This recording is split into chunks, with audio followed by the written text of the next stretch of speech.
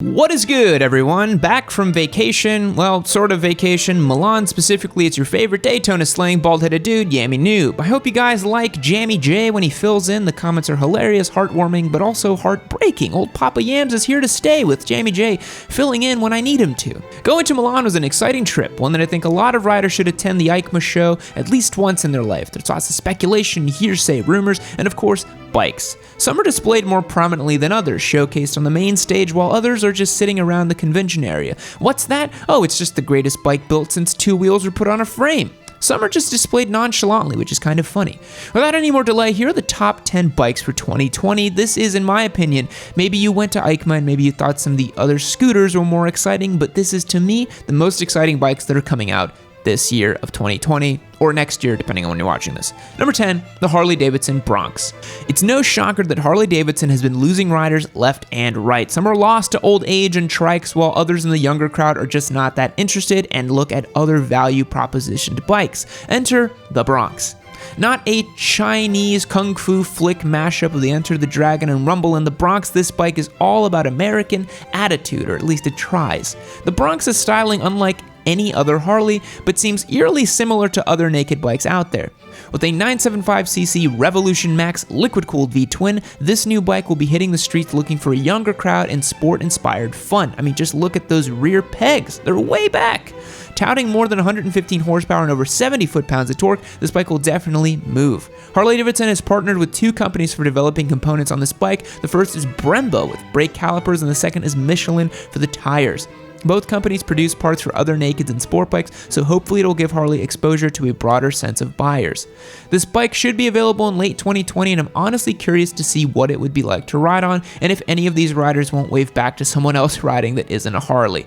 Harley-Davidson for someone who wears a size medium or a large? I'm kidding, it's a joke, guys. Sport bike riders can be husky too, they just ride Busas. Next up on our list is the ZX25R. When I first heard about the bike, I thought if it was even possible. The ZX10R was a solid leader bike, the ZX14 was a 1400cc monster, so then the ZX25R, it's 2500 cc's? No, it's only 250, but this bike packs a great deal of goodies, and I'm very, very excited about it.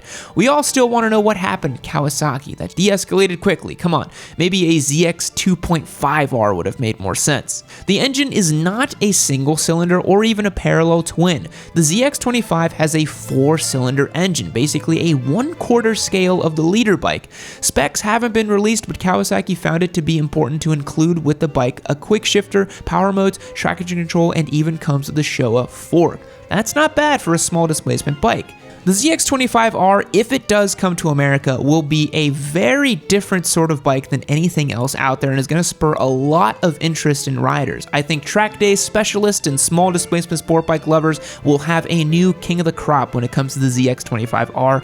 I personally am dying to get my hands on one. Now, for today's sponsor, no good way to segue into this, you gotta trim your pubes with Manscaped. There, I said it, sometimes things get a little out of hand, overgrown, or just hairy. Really. Thankfully, there is Manscaped and their Lawnmower 2.0 if you need to take control of your bits and pieces and have them groomed, not only for your spouse, but for yourself. Look in a mirror, do something nice for yourself. You guys are probably wondering when I was gonna talk about balls or free bikes, and this is that time. The Lawnmower 2.0 has a ceramic blade, so you won't be nicking or cutting anything down there. It's USB chargeable, waterproof, and comes with 2 adjustable guards. It rips off the line with instant electric torque and 6,000 RPMs of pube slaying glory. And I'm pretty sure this video just got demonetized. With Christmas coming right around the corner, nothing says, bro, let's get awkward like giving the gift of clean hairless balls. Okay, kidding, somewhat. Ladies, if you want your man to shave, just buy them the kit. Use the code YAM20 to save 20% off your purchase from Manscaped and get your balls back in style. Also, if you're too lazy to do that, Manscaped is now in most Targets across the nation. So when you go in and buy one, just scream at the cashier that some bald dude on YouTube told you to buy it. That should get us attribution and make sure that our campaign is going well. Again, hit the link below, get yourself some manscaping because it goes a long way in helping out the channel. YAM20 gets you 20% off. That's a hell of a deal. Click the link below. Do it. Up next on our list is the Panigale V2. I'm very, very, very excited about this bike. Coming from the company that adores red and promotes consumption of biscottis is the new 2-cylinder Panigale V2. Well, we say new, but Ducati's always kind of done this. They make the big brother sport bike and the little brother sport bike. This goes all the way back to the Ducati 748s. The new V2 has a 955cc displacement engine and obviously 2 cylinders. Horsepower, it's got about 155 and a whopping 76 foot-pounds of torque. Ducati claims a dry weight of 388 pounds, but once you add up fluids, you're probably going to get closer to 430. Now, a couple key changes Ducati made on this bike is that it is absolutely beautiful. They went back with the single-sided swing arm. They did away with the crazy 2 exhaust cans they had on the 959. They added LED lights, and it's got standard features such as wheelie control, traction control, rider modes, and even ABS function. And the bike has an MSRP of $16,500 and includes a standard TFT display. Now, I would like to say that for me personally, this is the Panigale to get. You get all the looks of Panigale, you get usable power, it's still ridiculously fast with 155 horsepower, you can go on the track day, you can have fun with it, it's got all the electronics you need. This is it, guys. If you want a Ducati, I think this is the one to get. I am dying to get my hands on this one, but not as much as I'm dying to get my hand on this next bike. The Aprilia RS 660. Debuting from the Italian manufacturer is a 660cc parallel twin sport bike. Don't think because of the engine configuration that this bike disappoints. It doesn't. Aprilia claims a dry weight of 373 pounds and 100 horsepower. Expect torque to be a little higher than your average 600cc sport bike, and it's going to hit a bit lower in the rev range because it's a parallel twin, but official numbers are yet to be released. Now, the most important thing is this bike comes with a whole suite of electronics: wheelie control, quick shifters, engine braking and mapping, and even cruise control. The gauge cluster is a very colorful TFT display that's going to excite any rider on or off the track. No retail price has been released, but we can all sit down and guess how much the bike is going to cost. Rumors suggest somewhere between $12,000 and $16,000.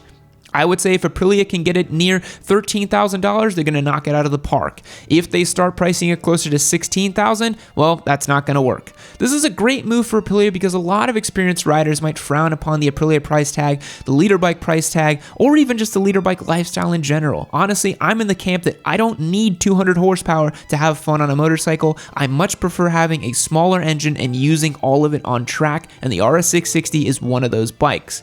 I hope that this bike allows Aprilia to get more exposure and get them into more hands of riders. Number 6 is the Suzuki Katana. Back from the grave and fully revived is the Suzuki Katana. If a bell just rang in your head, then you're right. Suzuki used to produce these bikes, but the thousands its initial production run continued from 1981 until 2006. In 2019, Suzuki intended on rebooting the bike and the name. Now for 2020, the new Suzuki Katana will hit the streets. With a 1000cc engine from 2005 to 2008 Gixxer 1000, the Katana pumps out 147 horsepower.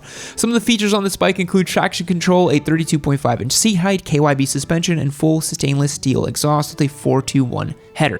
It's finally a breath of fresh air for Suzuki fans because some felt as if they were left out when the line was discontinued. Other models haven't received facelifts in years, but with the re-emergence of the Katana, Suzuki will hopefully be known for more than just Gixxers and Hayabusas. Now, if only we could get an updated DRZ.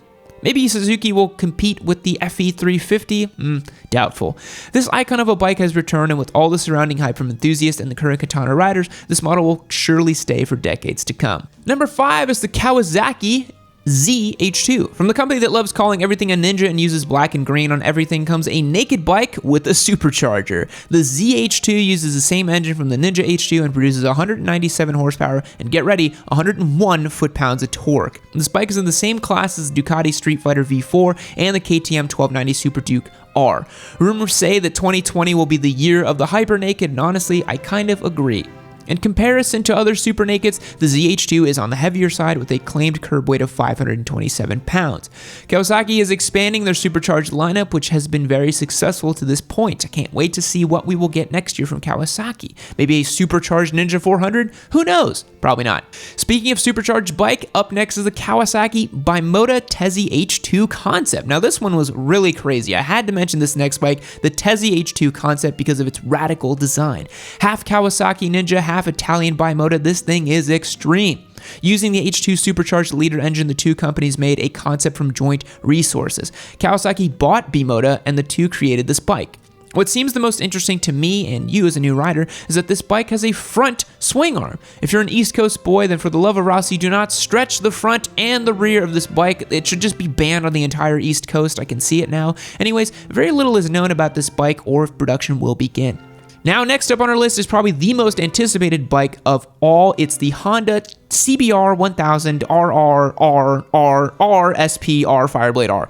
Honda's new 2021 Fireblade is way too long of a name. CBR 1000 RR SP. So the extra R is probably for racing, really racing, ready to race, racing all the time, while the SP is for special or special edition.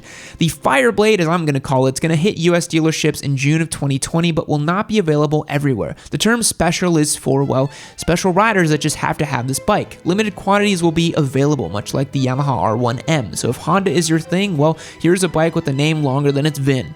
What makes this bike so special is that it's built entirely from a new design. Nothing was carried over from the previous generation, and most of the bike was designed from the MotoGP bike known as the RC213VS. An internally lighter 999cc engine pumping out 214 horsepower and 83 foot-pounds of torque. This bike is a really big deal for World Superbike as well. Honda is gunning for that supremacy, and we will see what happens. Gobs of technology and updates are in this bike, along with an Akrapovic muffler from the factory. Should I do a video on all the leader bikes? It seems Honda is a contender for the new leader bike war, beating out the GSX-R, the R1, and even the S1000 RR with the new Fireblade. And it's cheaper too. Next up is the Husqvarna 901 Norden concept. So one of the nonchalant bikes was this concept from Husqvarna. Very little details were released for this bike. It was more of a less of a, hey, look what we made kind of showing, and they didn't really want to talk about it. The 901 Norden concept would be Husqvarna's biggest engine ever made. It's a carryover from KTM, and it's an adventure bike. It's pretty much all we know so far, so we're going to update you when we can. One thing we can say for sure, though, it is very pretty. But now, number one, it's probably the prettiest bike at the show. It's the Ducati Scrambler Desert X concept. Now, as a desert sled owner myself, hold your horses, and I'm a little biased, but here it is. The number one new bike for 2020 is Ducati. Please try to enjoy your biscotti while I talk to you about this mystery. What we know so far is that this bike is an ADV bike for long adventures, styled after sort of Dakar and Ducati's efforts back there. The seat is the gas tank, the lights are LEDs, and the gauge cluster is a brilliant TFT display for all your information. The engine displacement's the same 1100cc mill found in the Scrambler, and I'm really excited about this thing. It looks really, really cool, and I hope Ducati makes it, but I'm not quite ready to trade in my desert sled for one just yet. I like the lighter weight and the simplicity of the desert sled. Now, did you go to EICMA? Did you read any news about it? I'm sure you did. Let me know in the comments below. I think they were all exciting to see except the three-wheelers. But anyways, that's all for today's video. Don't forget to go to yammienoob.co, yammienoob.co to get registered for our giveaway motorcycles, DRZ 400, Kawasaki Ninja 400, and the CB650R. We're giving them all away. Hit the link below and check that out. If you don't want to do that, hit the link to yammienoobmerch.com. Every dollar you spend gets you an entry to win as well. I'll catch you guys in the next one. See you later. Fact: the brain is comprised of roughly 60% fat, making it our fattest organ. I guess there's truth to being called a fathead. Goodbye.